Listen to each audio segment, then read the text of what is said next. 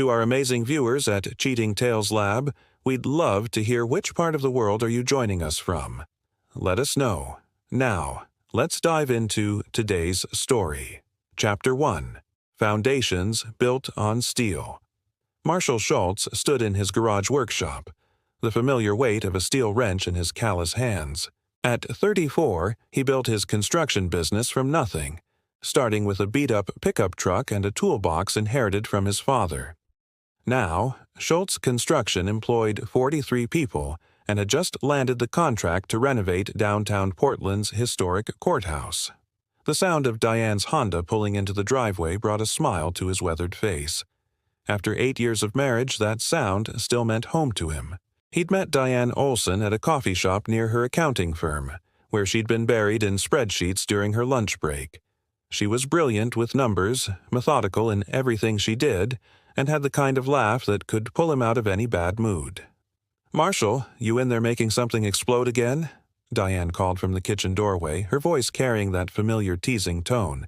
"Just fixing the neighbor's lawnmower," he replied, wiping his hands on an old rag. "Mrs. Patterson brought it over this morning. Said it's been acting up." Diane appeared in the garage doorway, still wearing her navy business suit from Valdez and Associates, the mid-sized accounting firm where she'd worked for 3 years. She looked tired, more so than usual. "Long day?" Marshall asked, noting the slight tension around her green eyes. "The usual. Mr. Valdez has been pushing everyone pretty hard lately. Big audit coming up for the Morrison Group." She shrugged, but Marshall caught something in her voice. A hesitation he hadn't heard before. Marshall had met Kurt Valdez exactly twice. Once at the firm's Christmas party 2 years ago, and again at a charity fundraiser last spring. Both times the man had struck Marshall as the type who'd step on his own mother to climb a ladder. Valdez was in his early 40s, silver-haired with the kind of practice smile that never reached his eyes.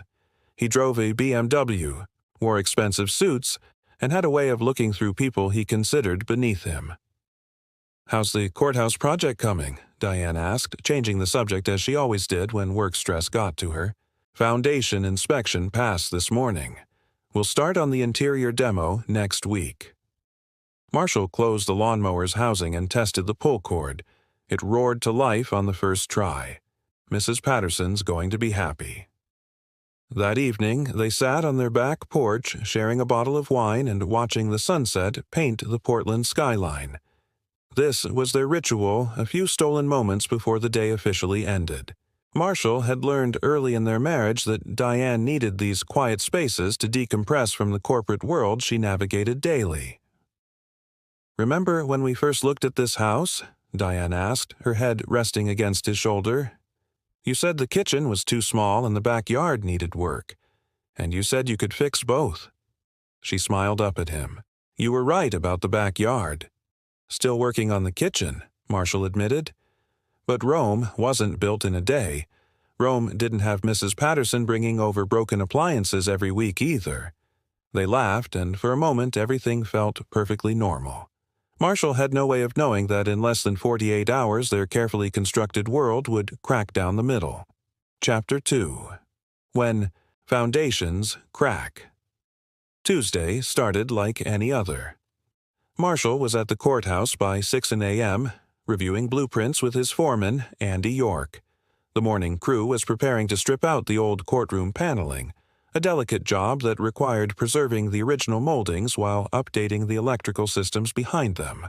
"The city inspector wants to see us maintain the architectural integrity," Andy said, pointing to a section of the plans. "But some of these support beams are questionable." Marshall studied the markings. "We'll shore them up properly. This building's going to outlast all of us." His phone buzzed with a text from Diane. "Working late again tonight. Don't wait up. Love you." The third text like that in 2 weeks. Marshall frowned but pushed the thought aside. Audit season was always brutal for accountants. By 5 p.m., the crew had successfully removed 3 sections of paneling without damaging the original woodwork. Marshall was reviewing the day's progress when his phone rang. "Marshall." Diane's voice sounded strained. "I'm going to be even later than I thought. Mr. Valdez wants me to review some files tonight. How late are we talking? Maybe 10, 11. There was background noise, traffic, maybe voices. I'm sorry, honey. I know we plan to look at kitchen cabinet samples tonight. Don't worry about it. The cabinets can wait. Marshall tried to keep the disappointment out of his voice. Drive safe. Okay, I will.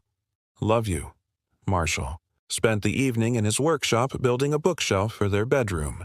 Physical work helped him think, and something about Diane's recent behavior nagged at him. Not suspicion. Trust was the foundation of their marriage, but concern. She seemed stretched thin, stressed in a way that went beyond normal work pressure. At 11:15, headlights swept across the garage windows. Marshall set down his sandpaper and walked to the kitchen, arriving just as Diane came through the door. The first thing he noticed was her limp. Diane. He moved toward her. What happened to your leg? Nothing serious. She forced a smile, but Marshall caught how she favored her left side. Just clumsy me. I tripped on the curb outside the office building. Let me take a look. It's fine, really. She moved past him toward the stairs. Just bruised. I'm going to take a hot bath and go to bed. Marshall watched her climb the stairs, noting how she gripped the banister tighter than usual. The explanation made sense. The sidewalks downtown were notoriously uneven, especially near the older buildings. But something in her voice reminded him of the contractor who tried to hide structural damage on a job site last year. The same careful tone people used when they were managing information.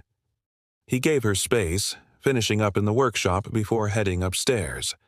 The bathroom door was closed, but he could hear the bath running. When Diane emerged 20 minutes later in her pajamas, she moved more normally. Feeling better? He asked. Much? She kissed his cheek. Thanks for not fussing. They went to bed, but Marshall lay awake listening to Diane's breathing. She fell asleep quickly, too quickly for someone who wasn't exhausted. When he was certain she was deeply asleep, he slipped out of bed and went downstairs. Diane's purse sat on the kitchen counter where she'd left it. Marshall hesitated. They'd never been the type of couple who snooped through each other's things. But the worry, eating at him, wouldn't quit. Her phone showed nothing unusual. Texts about work, a few messages with her sister, grocery list reminders, no missed calls except from him, no strange numbers or deleted messages that he could see. He was about to put the phone back when he noticed the timestamp on her last outgoing call. She'd called someone at 6:47 p.m., almost 2 hours after she told him she was working late, and from a number that wasn't in her contacts. Marshall memorized the number and went back to bed, but sleep wouldn't come. In the construction business, you learn to trust your instincts about structural integrity. When something looked wrong, it usually was wrong. The trick was figuring out how wrong before the whole thing came down. Chapter 3. The crack widens. Wednesday brought unseasonable rain that turned the courthouse renovation into a careful dance around tarps and timing. Marshall spent the morning coordinating with the electrical subcontractor, but his mind kept drifting to the strange phone call on Diane's phone. By lunch, he'd made a decision. He dialed the number. Valdez and Associates. This is Kurt. The voice was smooth, confident, exactly what Marshall remembered from their brief encounters. Marshall hung up without speaking. Why had Diane called her boss at nearly 70 p.fuse? And why from a number that wasn't saved in her contacts? The afternoon crawled by. Marshall found himself checking his phone every few minutes, hoping for a text from Diane that would explain everything. Instead, he got a call from Mrs. Patterson about her garbage disposal. I'll stop by tonight and take a look, he promised, grateful for the distraction. Diane's car was already in the driveway when he got home at 6:30. She stood at the kitchen counter, still in her work clothes, chopping vegetables for dinner. You're home early, Marshall observed, caught up on the Morrison audit files. She didn't look up from the cutting board. Thought I'd make that stir-fry you like. Marshall watched her work. Her movements were precise as always, but there was something different about the way she held herself, a stiffness that hadn't been there last week. How's your leg feeling? Better? Still a little sore? She gestured toward the dining room. Could you set the table? I want to get this started before the vegetables get soggy. During dinner, Marshall tried to read between the lines of their conversation. Diane talked about the audit, about office politics, about anything except whatever was making her tense up every time he asked about her day. When she mentioned Kurt Valdez, it was in passing the way she might mention any co-worker. After dinner, Marshall went to help Mrs. Patterson with her garbage disposal. The elderly widow lived alone in the house next door and had become something of an unofficial grandmother to the neighborhood. Her disposal had been making grinding noises for weeks.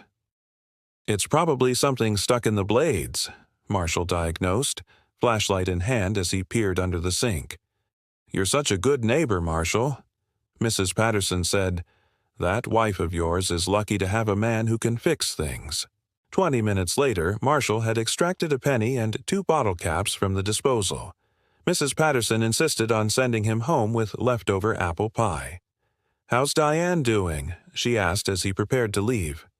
I saw her come home last night looking a bit roughed up. Marshall paused. Roughed up? Well, not roughed up exactly, but she was walking funny and her blouse looked like it had been, wrinkled like she'd been in a tussle. Mrs. Patterson adjusted her glasses. Probably just had a long day at that office.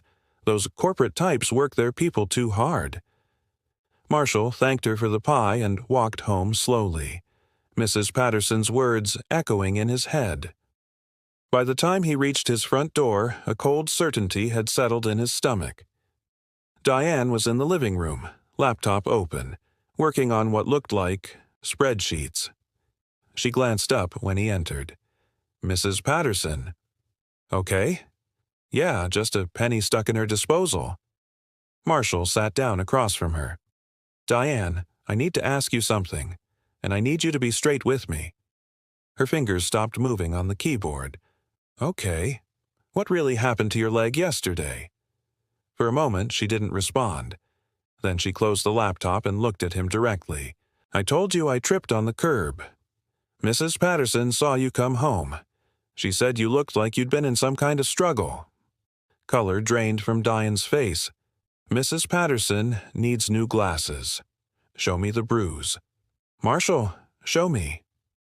Slowly, Diane rolled up her sleeve. The bruise on her left forearm was large and dark, roughly the size of a man's hand. But it wasn't the type of bruise you got from falling on a curb. Marshall had seen enough construction site injuries to recognize fingerprint patterns in bruised flesh. Who did this to you? Diane pulled her sleeve back down. Nobody did anything to me. I fell. Someone grabbed you hard enough to leave fingerprints. Marshall's voice stayed level, but something cold and dangerous was building in his chest. I'm going to ask you one more time what happened. Tears started forming in Diane's eyes. It's not what you think. Then tell me what it is. For a long moment, they stared at each other across the coffee table. Then Diane's composure cracked. Kurt was. He was upset about some discrepancies in the Morrison files. He thought I'd made an error that could cost the firm the contract. The words came out in a rush. He was yelling, and I tried to explain, and he grabbed my arm hard. But it was only for a second, and then he realized what he'd done and apologized. He put his hands on you. It wasn't like that, Marshall. He was just frustrated. He put his hands on you. Marshall stood up and you covered for him. I don't want to make trouble at work. If I report this, it becomes a whole thing. HR, investigations, lawyers, and for what? A bruise that'll be gone in a week. Marshall walked to the window and stared out at the dark street. 8 years of marriage, and he'd never seen Diane lie to him before tonight. Not about anything that mattered. The fact that she'd felt the need to protect her boss over her own husband told him everything he needed to know about Kurt Valdez. I'm calling him Marshall. No, please don't make this worse. But Marshall was already dialing.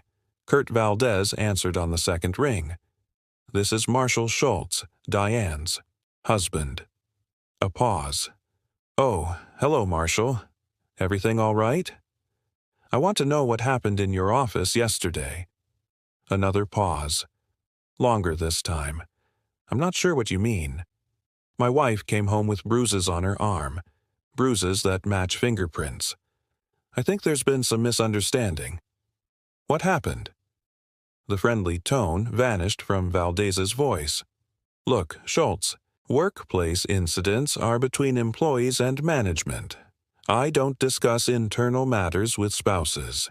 You put your hands on my wife.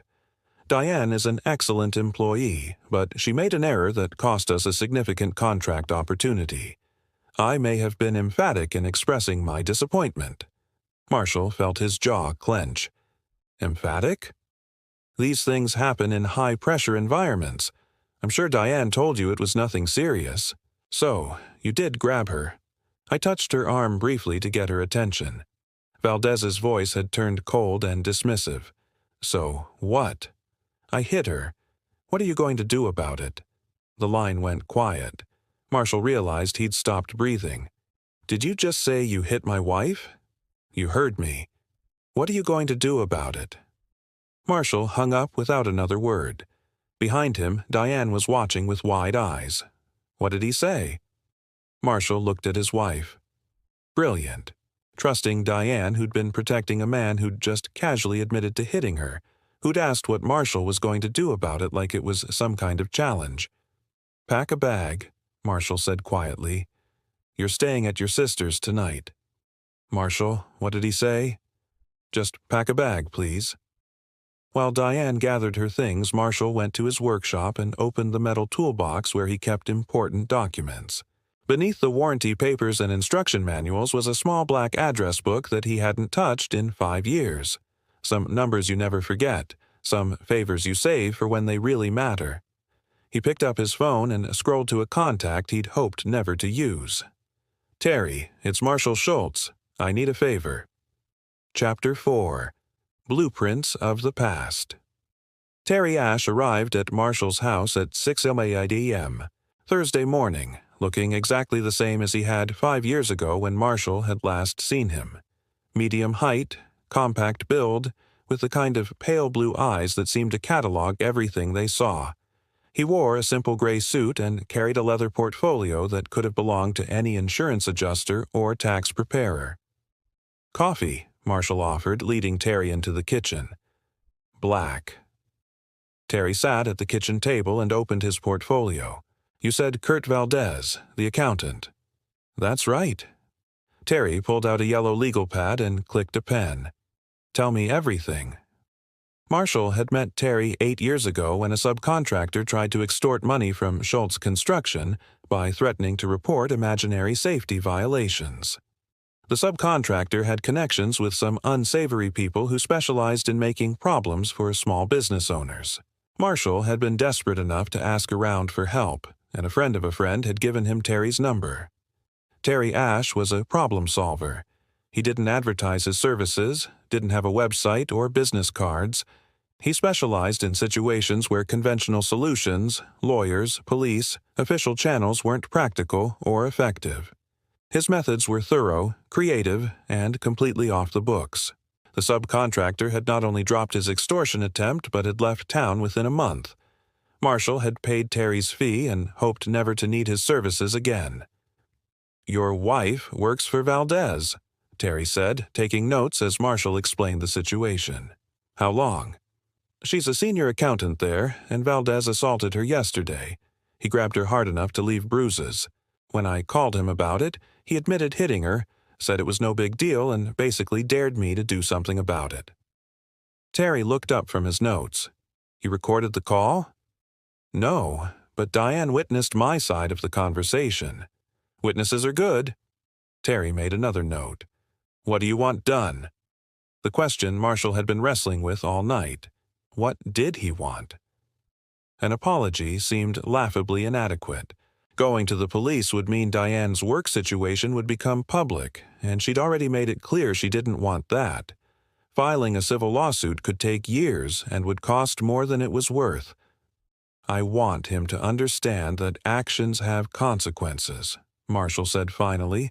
I want him to regret putting his hands on my wife. Regret can be arranged in different degrees, Terry said. How much? regret are we talking about? Marshall had spent the night thinking about that, too. Kurt Valdez was a bully who'd escalated to physical violence because he thought he could get away with it. Men like that only understood power. Enough regret that he never touches anyone else's wife. Terry nodded and made a final note. I'll need 48 hours to put together a complete picture. Background, finances, relationships, weaknesses. Then we'll discuss options. What kind of options? The kind that solve problems permanently. Terry closed his portfolio. One thing, Marshall.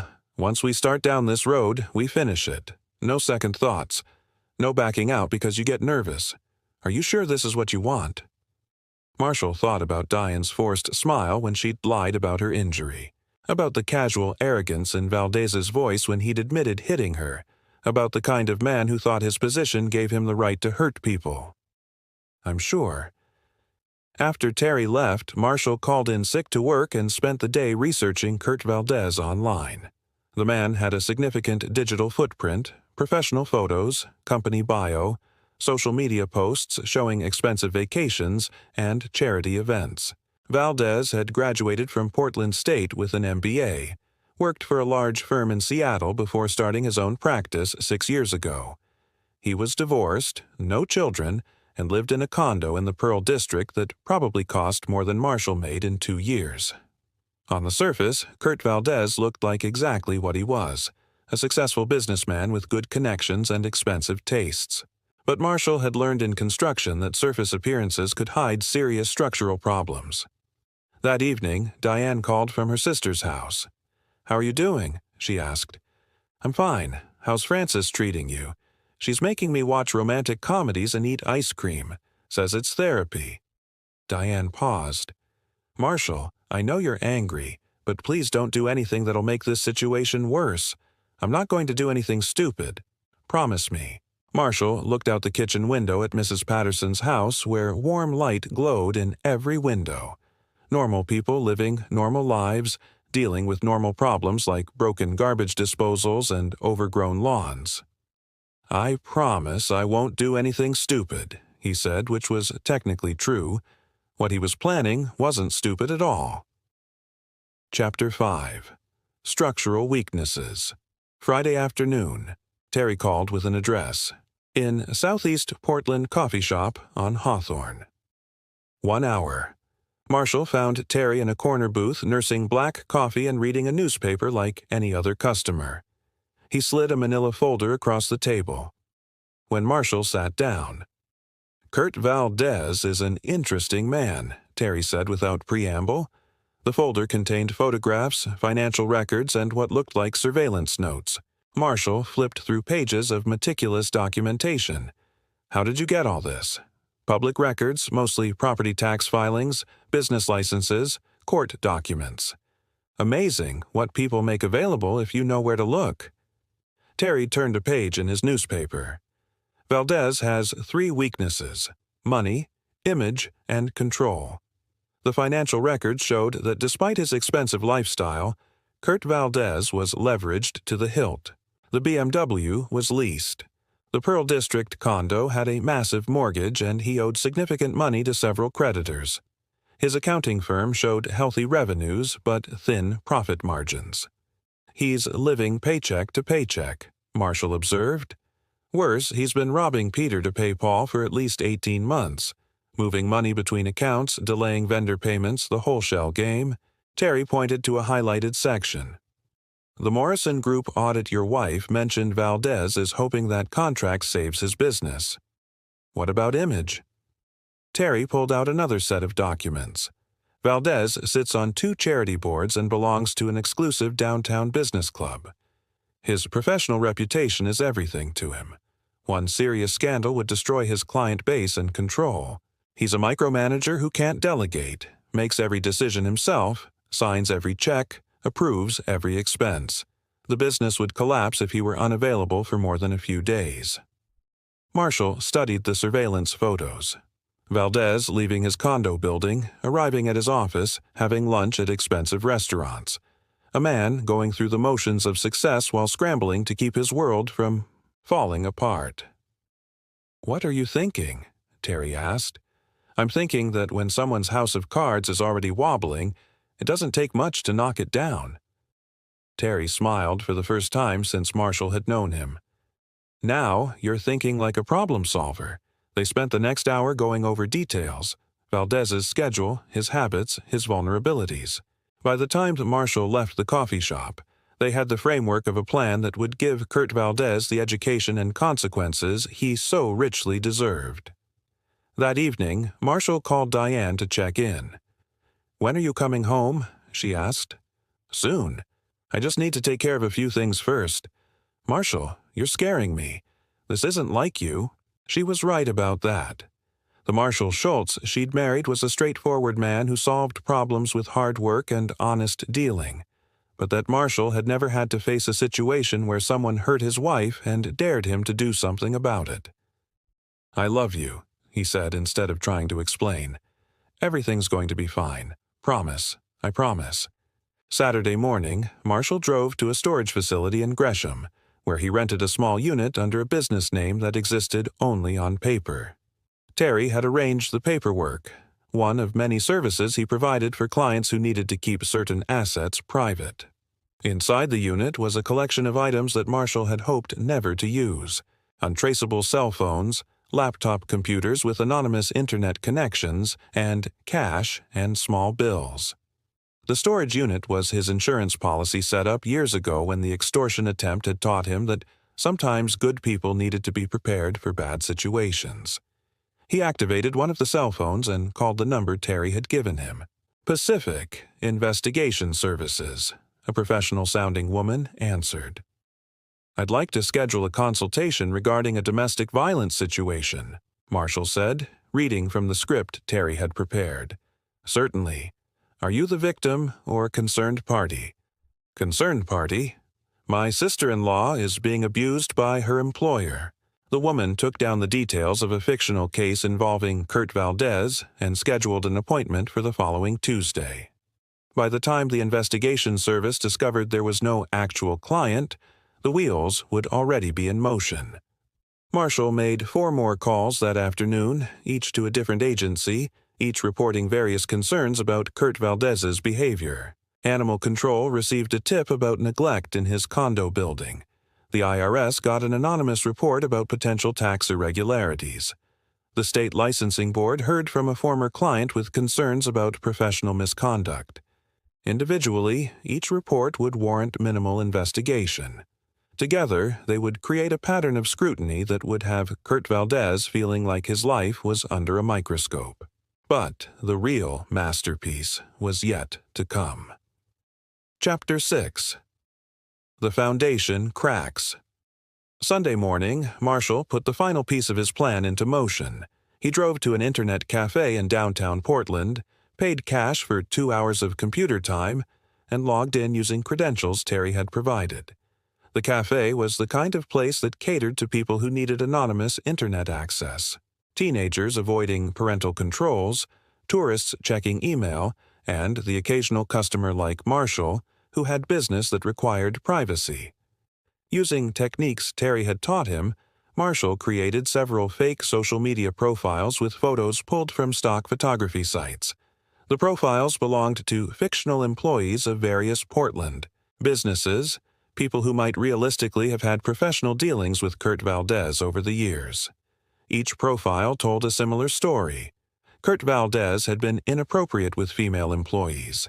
He had anger management issues. He was unethical in his business practices. The posts were carefully worded to avoid specific accusations that could be proven false, but together they painted a picture of a man with serious character problems. Marshall scheduled the post to go live over the following week across multiple platforms. Social media algorithms would ensure the content spread naturally as people shared and commented on what appeared to be legitimate concerns about a local business owner. The beauty of the plan was its subtlety. Nothing could be traced back to Marshall, and individually, each element appeared to be the kind of organic social media activity that happened every day, but collectively they would create a storm of negative attention around Kurt Valdez at precisely the moment when his business was most vulnerable. By Monday morning, the first anonymous tips would reach the various agencies. By Tuesday, the fake investigation service appointment would trigger questions about domestic violence. By Wednesday, the social media posts would begin appearing in search results for anyone looking up Kurt Valdez or his business. Marshall finished his work at the internet cafe and drove home to find Deanne's car in the driveway. She was in the kitchen making coffee, still wearing the clothes she'd slept in at her sister's house. "I couldn't stay away any longer," she said when he walked in. "This is my home, too. I'm glad you're back. Are you? Because you've been acting like a stranger since Tuesday night." She turned to face him. "Talk to me, Marshall. What's going on in your head?" Marshall poured himself coffee and sat across from her at the kitchen table. "I've been thinking about what kind of man hits a woman and then brags about it." Kurt didn't brag. He asked me what I was going to do about it. Like it was a challenge. Marshall met her eyes. "What kind of man does that?" Diane was quiet for a long moment. "A man who's never faced consequences for his actions." "Exactly. So, what are you planning to do? Because I know you, Marshall Schultz. You don't just let things go when someone hurts your family." Marshall had always loved how well Diane understood him. Even now, when he was operating in territory she'd never seen before, she could read the determination in his face. "I'm going to teach him about consequences." "How? You don't want to know the details?" "Yes, I do." Marshall studied his wife's face. Diane was brilliant, ethical, and had spent 3 years building her career at Valdez and Associates. What he was planning would destroy Kurt Valdez professionally and personally. Once it started, there would be no going back, and Diane would need to find a new job regardless. "Are you sure?" "I'm sure." So, Marshall told her everything. The investigation, the reports to various agencies, the social media campaign, the careful timing designed to maximize damage. He watched Diane's expression change as she understood the scope and sophistication of what he'd put in motion. "This will ruin him," she said when he finished. "Yes, his business, his reputation, everything. That's the idea." Diane was quiet for a long time, staring into her coffee cup. When she looked up, her green eyes were harder than Marshall had ever seen them. "Good," she said. "He deserves everything that's coming to him." Monday evening, Marshall's phone rang at exactly 6:82 p.m. "Marshall, it's Kurt Valdez." The voice that had been so confident and dismissive 3 days ago now sounded strained and uncertain. "What can I do for you, Kurt? I've been getting some unusual inquiries today. People asking questions about my business, my professional conduct. Do you know anything about that?" Marshall allowed himself a small smile. "I have no idea what you're talking about. Look, maybe we got off on the wrong foot the other night. I think there might have been some misunderstanding about what happened with Diane." "Oh, there's no misunderstanding. You were very clear about what you did. I was frustrated. Okay, I said some things I shouldn't have said, but this campaign of harassment has to stop." "Campaign of harassment. Don't play dumb with me, Schultz. I know it's you." Marshall leaned back in his chair.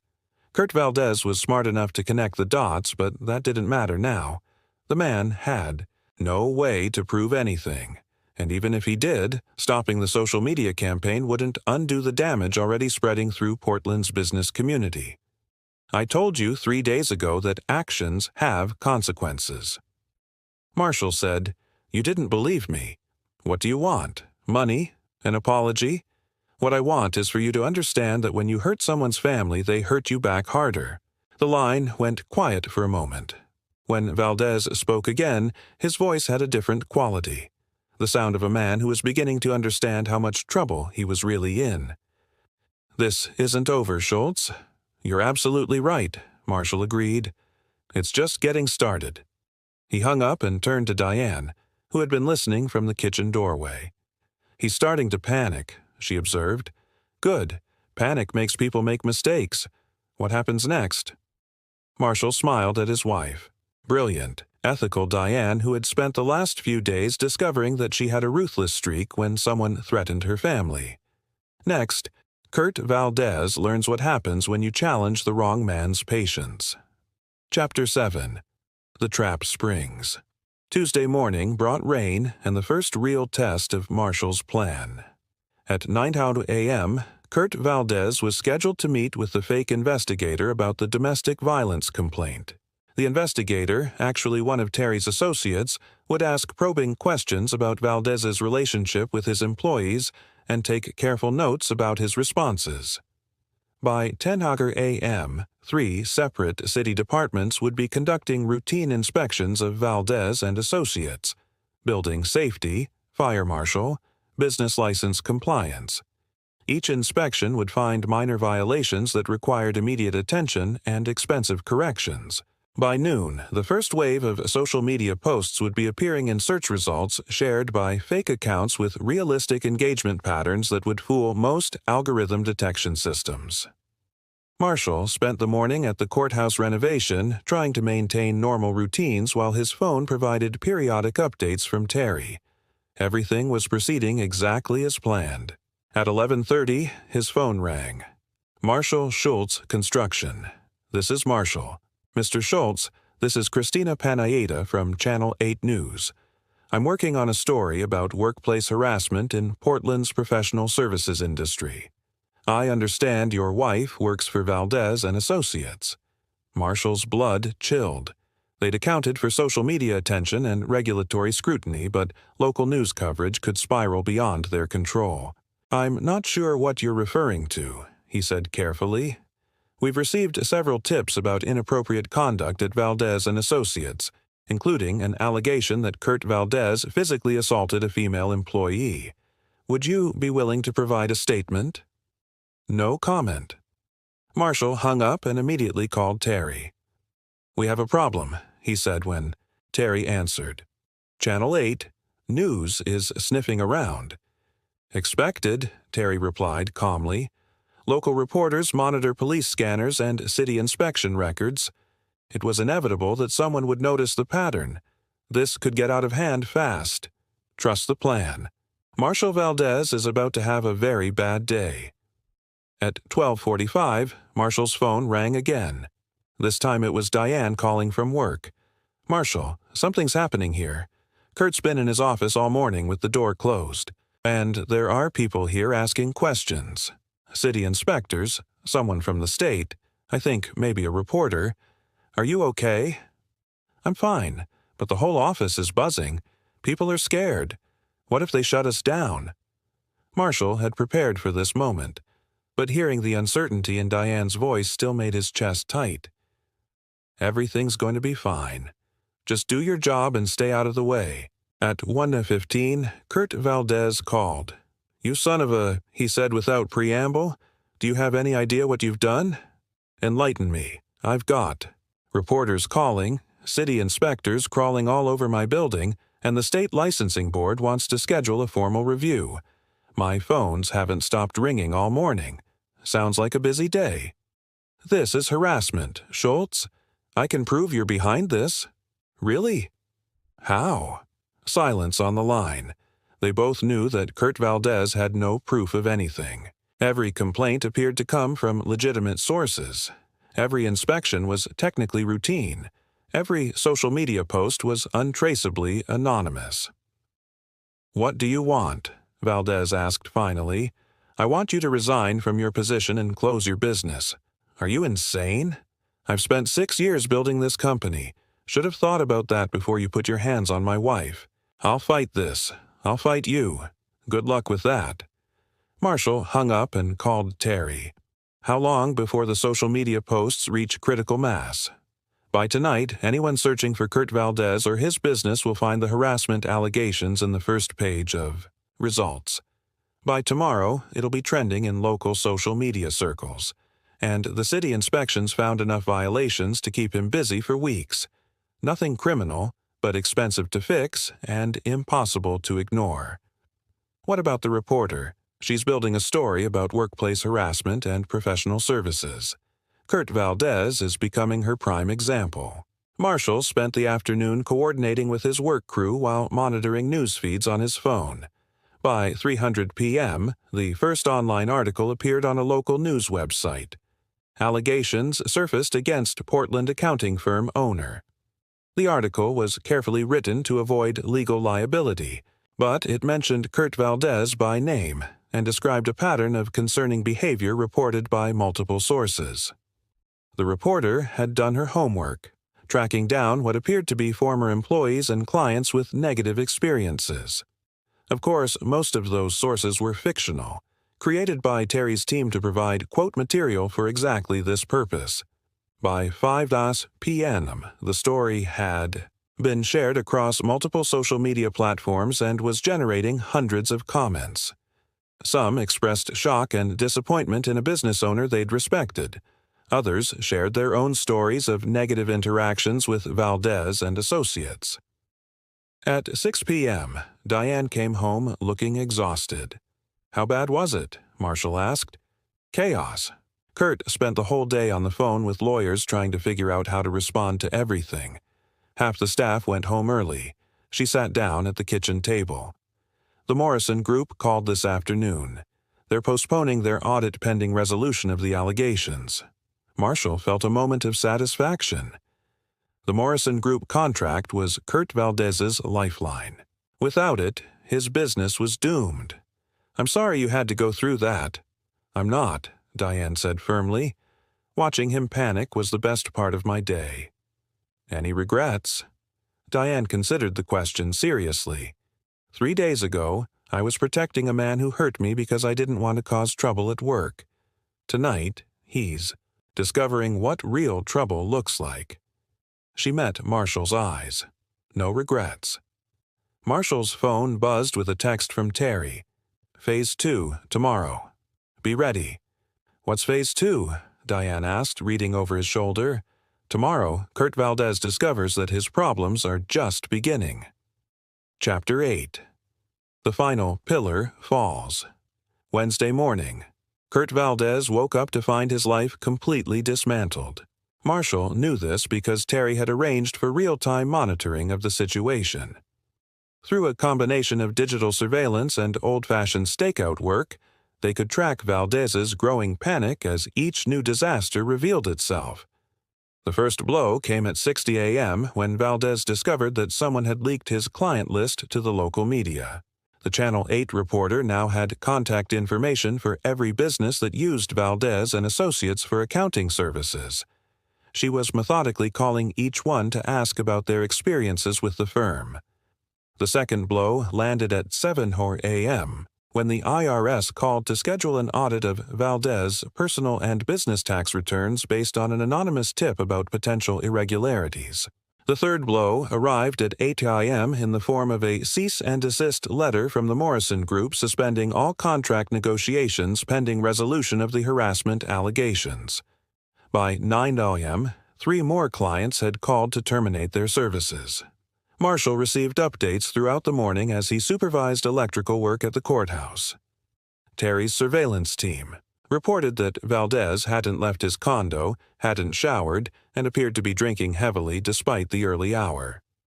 At 10:30, Valdez called Marshall's number. "Please," he said without preamble. "I'll do whatever you want. Just make it stop." "Make what stop?" "You know what? The reporters, the investigations, the social media campaign, all of it. I still don't know what you're talking about. I'll resign. I'll close the business. I'll leave Portland. Whatever you want."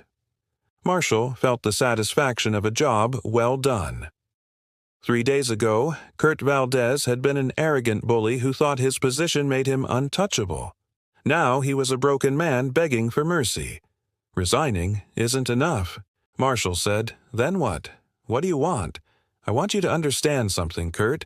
When you hurt someone's family, you don't get to set the terms of your punishment. I'm sorry." "Okay. I'm sorry I grabbed Diane. I'm sorry I said what I said to you. I was wrong. You're sorry because you got caught. You're sorry because there are consequences. You're not sorry about what you did. I am sorry about what I did. Prove it."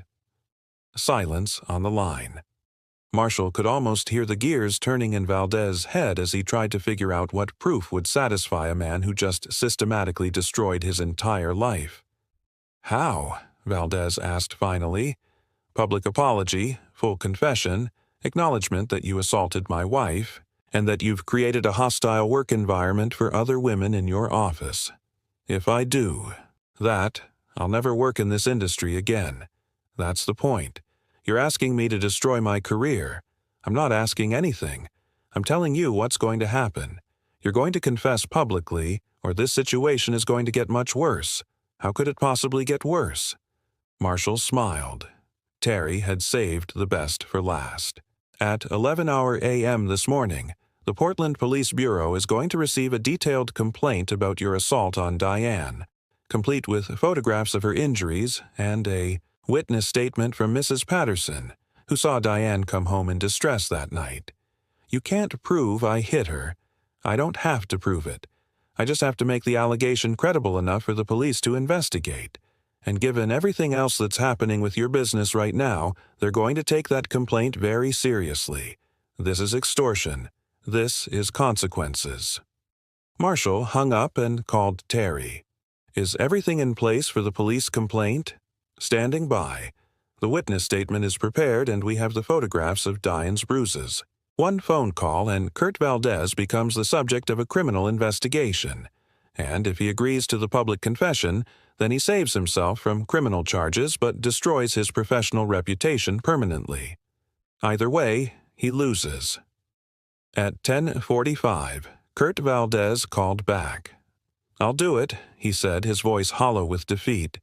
"The public apology, but I want immunity from criminal prosecution. You're not in a position to negotiate terms. I'm giving you what you want. I'm confessing publicly to assaulting your wife and creating a hostile workplace. That should be enough." Marshall considered the offer. A public confession would accomplish everything he'd set out to do. Kurt Valdez would be finished professionally. His behavior would be exposed, and other women would be warned about his character. The criminal complaint was leveraged to ensure compliance, not an end goal in itself. "You have 1 hour to prepare a statement," Marshall said. "Post it on your company website and all your social media accounts. Then call Channel 8 and read it on camera. After that, you resign and dissolve the business. And then this ends. At 11:30 a.m., a statement appeared on the Valdez and Associates website. "I, Kurt Valdez, publicly apologized for my inexcusable behavior toward my employee, Diane Schultz, and other women in my workplace. On Tuesday, March 15th, I physically assaulted Ms. Schultz in my office, grabbing her arm with sufficient force to cause bruising.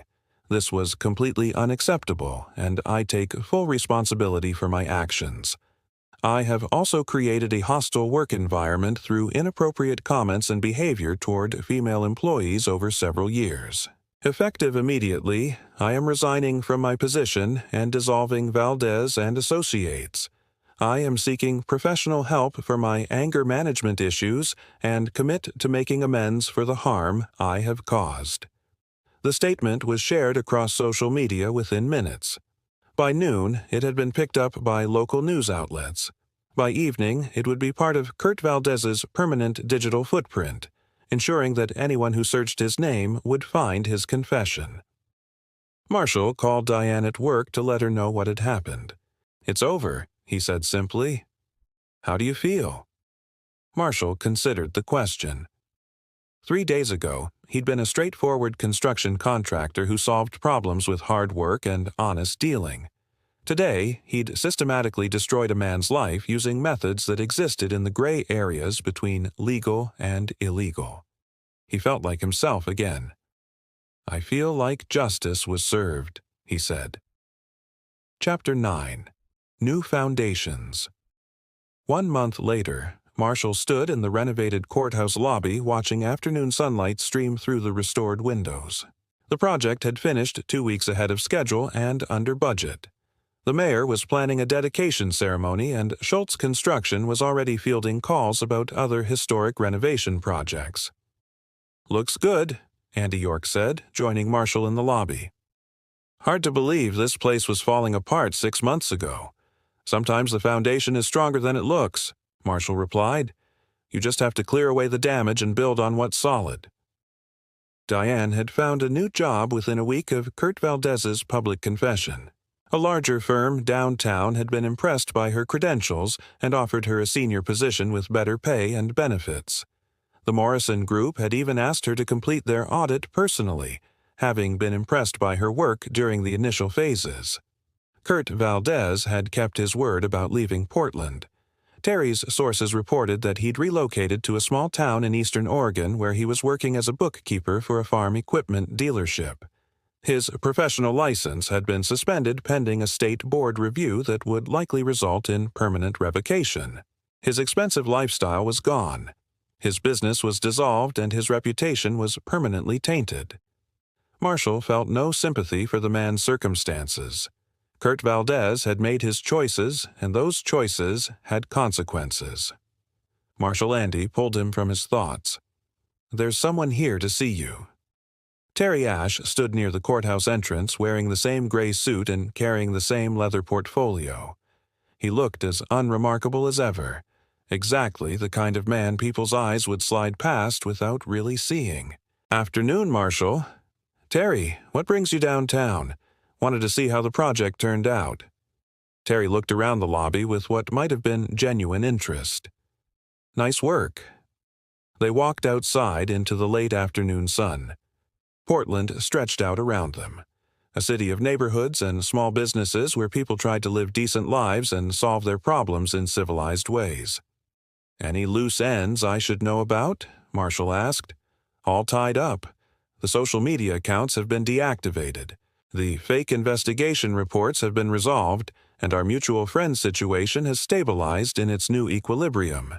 Meaning Kurt Valdez has learned to keep his hands to himself, and he's not going to be in a position to hurt anyone else, his wife." They stood quietly for a moment, watching traffic flow past the courthouse. Marshall thought about the man he'd been a month ago, someone who solved problems through hard work and honest dealing. That man still existed, but he now had access to resources and methods that most people never imagined. "Do I owe you anything?" Marshall asked. "Consider it a professional courtesy," Terry replied. "You did good work here, Marshall. Sometimes the system fails people and they need other options."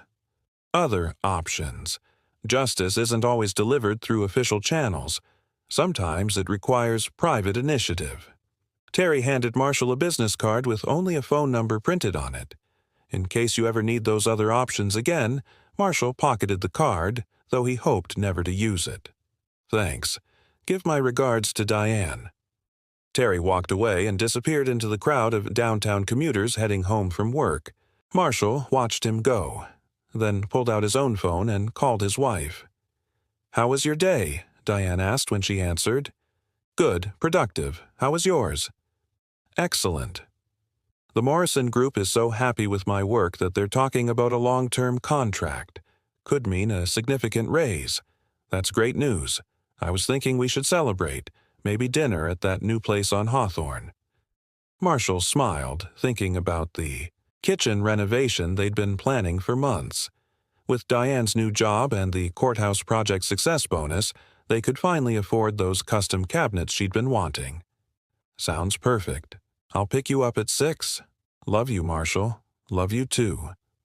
Marshall put his phone away and took one last look at the courthouse.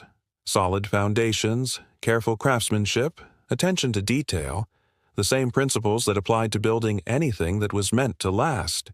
Whether it was restoring historic buildings or protecting your family, success came down to understanding what was truly important and being willing to do whatever it took to preserve it. Some things were worth fighting for. Some people needed to learn about consequences. And sometimes the most important construction work happened outside official blueprints. Marshall Schultz had learned all of these lessons in the space of 4 days. As he walked to his truck, he carried with him the quiet satisfaction of a job well done, and the knowledge that he would never, again, be helpless when someone threatened his family. In his pocket, Terry Ashe's business card waited like a tool he hoped never to need, but was grateful to have. Because Marshall Schultz understood now that there were different kinds of problems in the world, and not all of them could be solved with honest work and good intentions. Some problems required other options, and he was prepared for whatever came next. This is where our story comes to an end. Share your thoughts in the comments section. Thanks for your time. If you enjoy this story, please subscribe to this channel. Click on the video you see on the screen, and I will see you